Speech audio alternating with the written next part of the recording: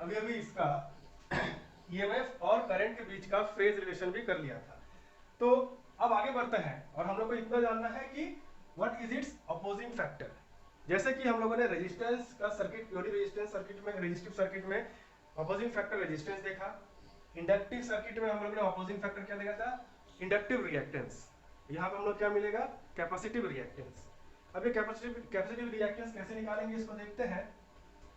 इसी से इसमें जाते वक्त हम लोग को एक डेरिवेशन में एक पॉइंट मिला था, वहां पे हम लोग क्या लिख सकते हैं? चलो पॉइंट अगर नहीं मिले तो हम लोग यहाँ पे ऐसे लिख सकते हैं यहाँ पे कि I इज इक्वल टू या I not is equal to E not omega C. ये इक्वेशन देखना डेरिवेशन में दिया हुआ रहेगा जब यहाँ से यहाँ तक जा रहे थे हम लोग। नाउ ये इक्वेशन को हम लोग ऐसे भी लिख सकते हैं, I not is equal to E not by 1 by omega C. ऐसे इसको लिख सकते हैं। ज्यादा कुछ नहीं किया, इसको अगर पलटेंगे तो यहाँ पे ओमेगा सी आ जाएगा। Now comparing this equation, upon comparing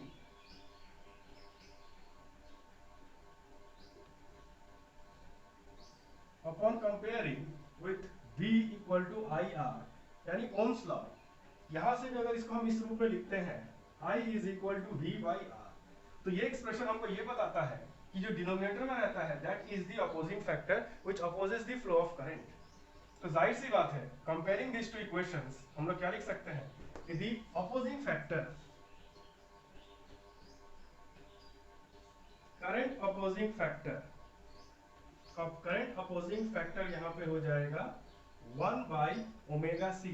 this is current opposing factor और इसी को कहते हैं हम लोग capacitive reactance. Therefore which is equal to capacitive reactance,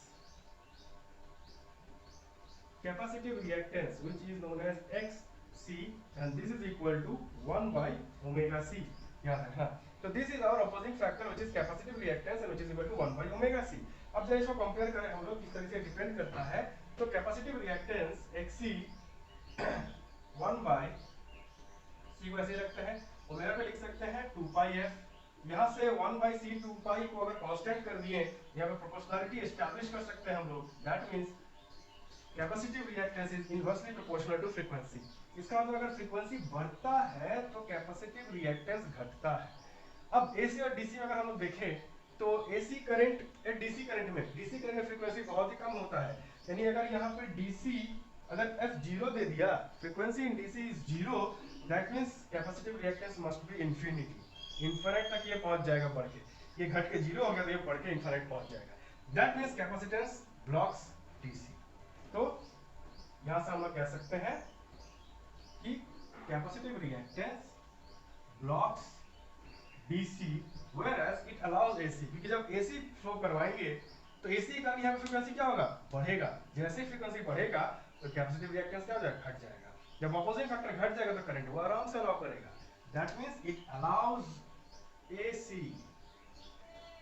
तो ये तो हो गया अकॉर्डिंग टू दी इक्वेशंस जो हम लोग को मिला है। तब अभी कुछ देर बाद पूरा कंप्लीट करने के बाद हम तुम लोग को दिखाएंगे किस तरीके से फिजिकली, यानी सर्किट में जो दो प्लेट्स होते हैं वहां पे दो प्लेट्स में किस तरीके से चार्ज जाता है और किस तरीके से वो एसी को अलाउ करता है और किस तरीके से डीसी को ब्लॉक करता है।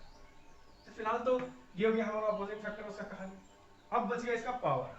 पावर कैसे निकालते हैं इसका? चलो वो भी निकाल देते हैं। यानी अगर इसका हम लोग पावर निकालने की कोशिश करें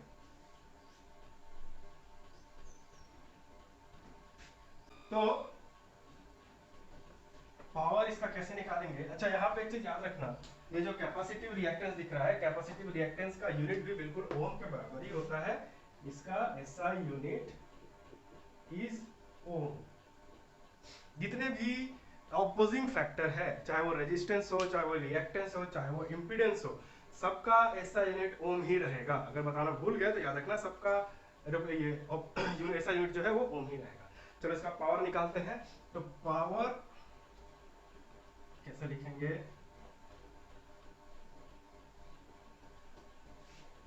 देखो, पावर का जो फॉर्मूला होता है, पावर इज इक्वल टू ई आई, और ई और आई एसी में कहलाता है इंस्टेंटेनियस ईएमएफ और इंस्टेंटेनियस करंट, बिकॉज एसी में ऑल टाइम वैल्यू चेंज होता रहता है। तो ई और आई का मतलब हो जाएगा instantaneous current, instantaneous EMF. E not का और आई नॉट का मतलब हो जाएगा पीक वैल्यू। तो ई और आई मिला के जो पावर बना रहे हैं, तो ये भी क्या कहलाएगा, इंस्टेंटेनियस पावर। यानी उसी वक्त पे at time T what is the EMF, what is the current and what is the power, instantaneous power, instantaneous EMF. अब यहाँ पे हम लोग लिख सकते हैं ई का हो जाएगा E is equal to E naught sine omega T, I का हो जाएगा I not sine omega T plus pi by 2। अब यहाँ पर हम लोग लिख सकते हैं E naught I not sine omega T, और इसके बाद लिख दे रहे हैं कॉस ओमेगा टी। अब इसके बाद हो जाएगा E naught I not sine 2 omega T, यानी इसको हम लोग इसमें बदल देंगे साइन 2 ओमेगा टी बाई 2। अब ये हो गया हमारा इंस्टेंटेनियस ईएमएफ, इंस्टेंटेनियस पावर। अब इसके बाद हम लोग एवरेज पावर अगर निकालने की कोशिश करें, तो एवरेज पावर हम लोग होल साइकिल के लिए निकालेंगे। कौन सा साइकिल के लिए निकालेंगे, ये जो हमारा साइकिल है कंप्लीट साइकिल ऑफ एसी, ये हो जाएगा ओमेगा टी और ये हो जाएगा ईएमएफ या आई, कुछ भी बोलो। आई के लिए दूसरा ग्राफ थोड़ा कम बनेगा, लेकिन सेम फेज में बनाएंगे। ऑफ कोर्स इसके लिए फेज थोड़ा चेंज हो जाएगा, हम लिख चुके हैं, बट एक ब्रीफ आइडिया देने के लिए हम तुमको बता रहे हैं। और कंप्लीट साइकिल, अगर कंप्लीट साइकिल के लिए ही यानी 0 से लेकर टी टाइम टी तक का पावर को कैलकुलेट करना चाहे, तो क्या होगा यहाँ पे, यानी for average power over complete cycle,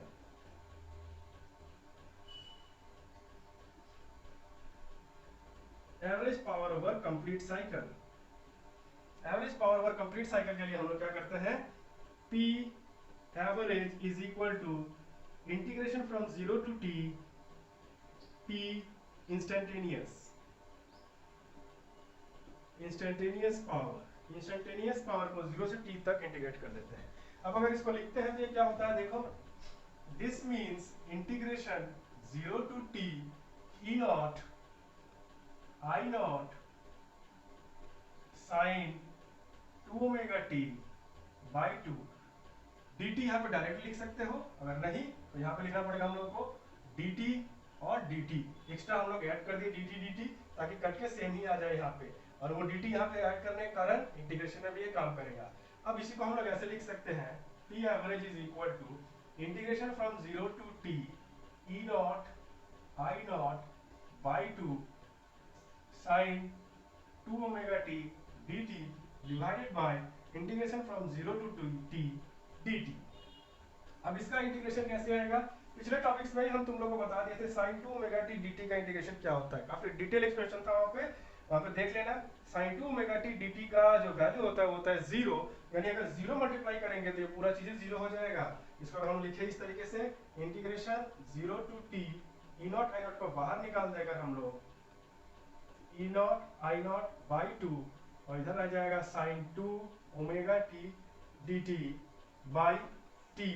तो integration since integration 0 to t sin 2 omega t dt is equal to 0, therefore the average power obtained here is also 0, which shows that in a purely capacitive circuit the power consumed by a capacitor is absolutely 0। याद रखना, capacitor अगर circuit में रखा जाता है तो वो कुछ भी पावर कंज्यूम नहीं करता है, प्योरली काम करके देता है हमको, ओनली वर्क इज डन। अब एक चीज याद रखना हम लोग को, अगर इसको कंपेयर करोगे रियल लाइफ से तो इसको समझ सकते हैं कि सपोज एक लेबर है, ऐसा 3 लेबर लेते हैं हम लोग, एक रेजिस्टेंस को रिप्रेजेंट करता है, एक इंडक्टर को और एक कैपेसिटर को। लेबर क्या करता है, काम करता है। अब लेबर काम करने के लिए उसको भी खाना पड़ेगा, खाने के लिए वो पैसा लेगा। तो रजिस्टर वाला जो लेबर रहेगा वो क्या करता है, बहुत सारा पैसा लेता है, उसका बहुत बड़ा चार्ज है, वो काम भी करके देगा हमको और बहुत ज्यादा चार्ज भी लेगा, पैसा लेगा। लेकिन इंडक्टर और कैपेसिटर का जो लेबर है वो 1 रुपया भी नहीं देगा, किसी को खाने की जरूरत नहीं पड़ती, क्योंकि जो भी चीज हम दे रहे हैं, काम करने के लिए बोल रहे हैं, वो खुद के लिए वो एनर्जी नहीं चाहिए उसको। इसलिए पावर कंज्यूम्ड जो हम निकाला ना एवरेज पावर, यानी power consumed by the equipment, जो हम लोग एलिमेंट लगा रहे हैं, रजिस्टर हो, कैपेसिटर हो या इंडक्टर हो, वो एलिमेंट खुद कितना पावर खाता है उसके बारे में हम लोग कोशिश करें निकालने का। तो रेजिस्टेंस का काम तो करके देगा सर्किट में, वो करंट को रोकेगा, लेकिन खुद भी पावर कंज्यूम कर लेगा बहुत सारा। जबकि कैपेसिटर और इंडक्टर ये लोग भी करंट को रोकेंगे, बट ये लोग खुद से कोई करंट कंज्यूम नहीं करते हैं, ये पावरलेस सर्किट बनाते हैं, यानी ये खुद भी कोई पावर नहीं लेते हैं। इसीलिए बहुत ही एनर्जी सेविंग है ये लोग। नए जमाने के जो सर्किट है, इलेक्ट्रॉनिक सर्किट, वहां पे हम लोग क्या देखते हैं कि एनर्जी सेविंग बहुत ज्यादा होता है। आजकल हर जगह देखोगे एनर्जी सेविंग ज्यादा हो रहा है, बिकॉज ऑफ दिस साइंस। हमारे पास इससे बहुत ही उन्नति है, तो बेसिक फॉर्म है, आगे जाकर देखो इससे बहुत ही उन्नति चीज होती है जहाँ पे पावर कंज्यूम जीरो होता है, हमारा काम भी हो जाता है वहाँ पे। तो this is the idea about the power consumed in the capacitive circuit. अब एक बार और ये भी बता देते हैं कि क्यों एसी जो है अलाउज, जो करंट जो ये कैपेसिटर है वो एसी को अलाउ करता है और डीसी को ब्लॉक कर देता है। यानी अगर यहाँ पे हम बताएं तुम लोगों को तो ये बात समझना,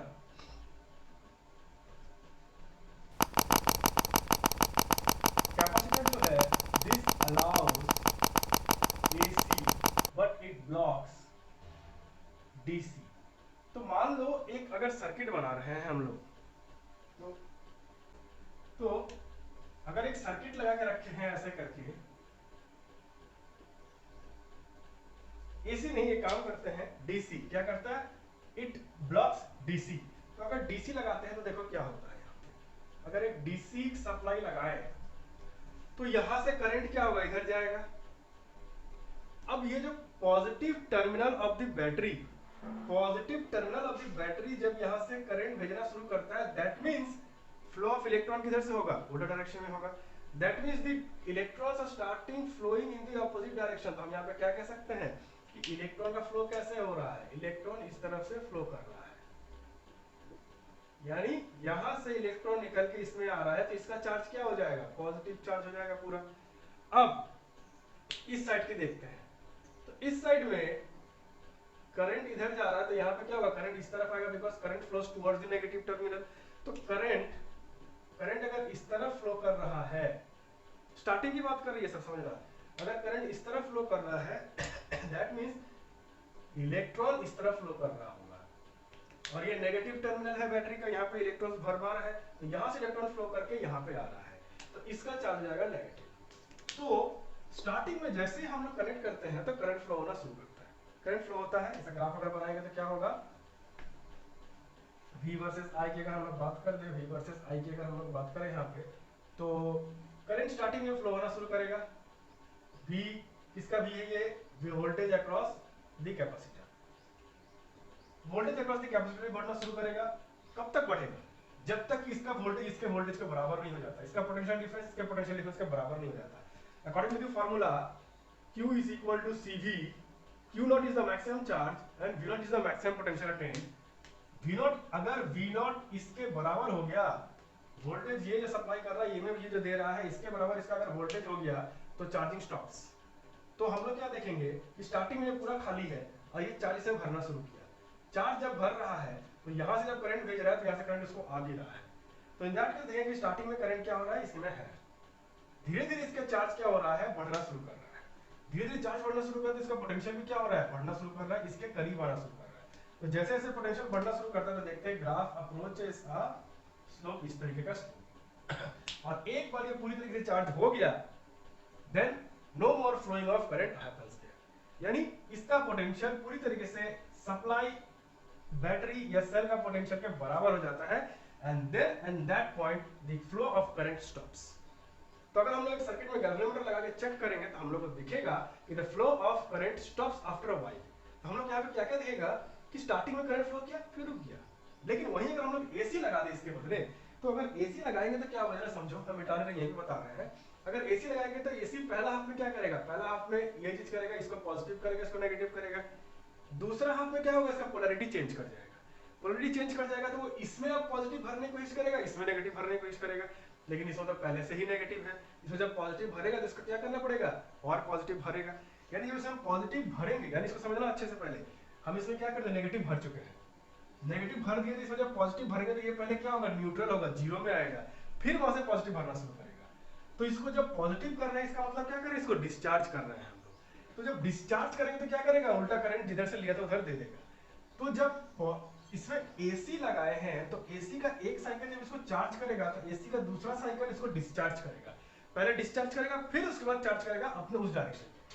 फिर एसी का करंट जैसे डायरेक्शन पलट जाता है तो पलटने के बाद इस डायरेक्शन में पहले इसको डिस्चार्ज करेगा फिर चार्ज करेगा, फिर पलट जाएगा तो इस डायरेक्शन में पहले डिस्चार्ज करेगा फिर चार्ज करेगा। तो डिस्चार्ज करने का मतलब क्या होता है, उसमें चार्ज निकालना। तो चार्ज निकालने के वक्त वो क्या करेगा, चार्ज निकालने वक्त तो इसी डायरेक्शन में करंट को फ्लो करवाएगा।